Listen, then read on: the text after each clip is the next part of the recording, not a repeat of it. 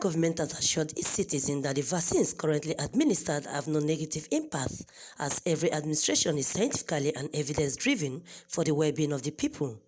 The Executive Director of National Primary Healthcare Development Agency, Dr. Faisal Shoaib, gave the assurance at the flag-off of COVID-19 mass vaccination of persons of concern in IDP camps across the country in Abuja.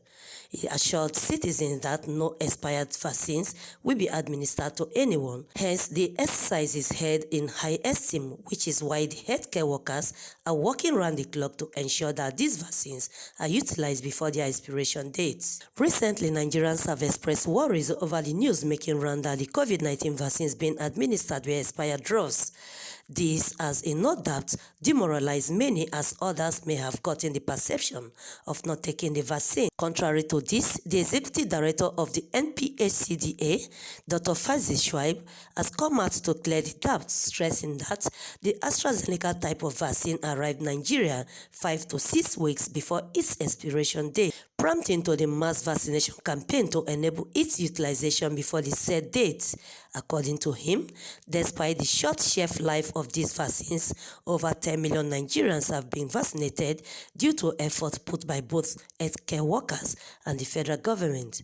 He added that out of the 30 million doses brought into the country, only 1 million doses got expired, thus calling on Nigerians not to be worried, noting that as soon as expired ones are discovered, it is automatically destroyed. AstraZeneca type, right? And these ones arrived in Nigeria around 5-6 weeks before expiration. You compute the amount of time that NAFDAC will take to make sure that they are certified, and then all of the preparations to make sure that they get into the field.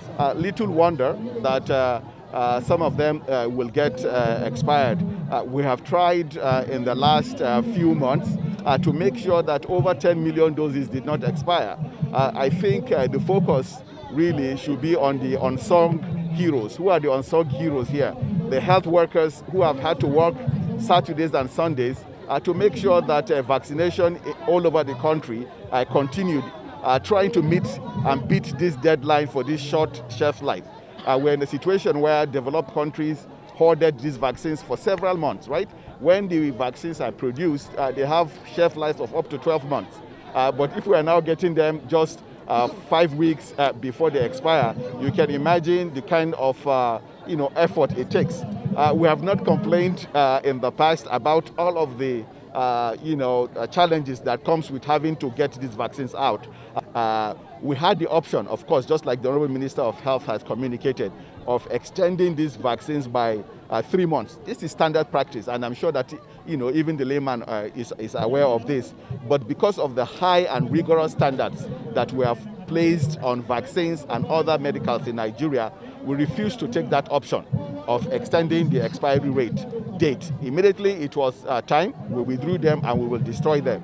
We know that Nigeria has scarce resources, but our resources are not so scarce that we will begin to extend expiry date. We hold the issue of vaccination to the highest degree, and we will continue to ensure that only potent and safe vaccines will be given to Nigerians.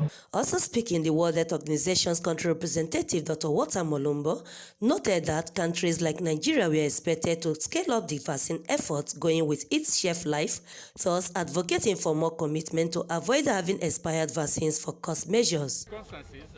When medicine or vaccine are shipped to countries, they should have at least 1 to 2 years of shelf life. So if they arrive within, say, 3 months or less of expiry, we might expect some of those vaccines to be lost. But what is most important is to commend the country effort to ramp up the vaccination, to make sure that everybody is covered. Speaking on an earlier publication about Johnson & Johnson vaccines dissemination, Dr. Fazil revealed that due to logistic and supply chain, it was said that the product will be administered in out-of-reach areas of the country. But considering the short shelf life of the first batches of the COVID-19 vaccines, priority were given to those categories for proper utilization. Hence, Johnson & Johnson vaccines doses have a longer shelf life. Logistics and supply chain, that priority is given to the shelf life of a vaccine. So the first vaccines that come in are the first vaccines that go out. So for example, our Johnson & Johnson vaccines are potent up until 2023. So you can imagine that any other vaccine that is available and has an expiry, say, of 2021 will have to be prioritized over a vaccine that will expire in 2023. So we're carefully working this. We're being driven by science and evidence.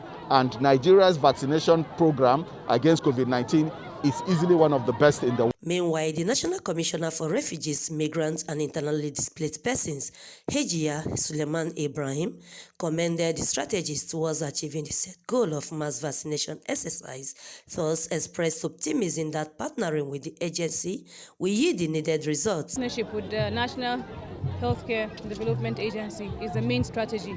We're going to work hand in hand with them to ensure that every camp and every settlement and the host communities have access to COVID-19 vaccine. We don't have to incentivize vaccination because it is key, it is important, it is the best thing for all of us. The agency is optimistic and assured citizens that the vaccine are safe and can protect one from being contacted by the virus, hence encouraging those who are yet to be vaccinated to do so for the interest of the public. Vincent Okushi, QTV News, Abuja.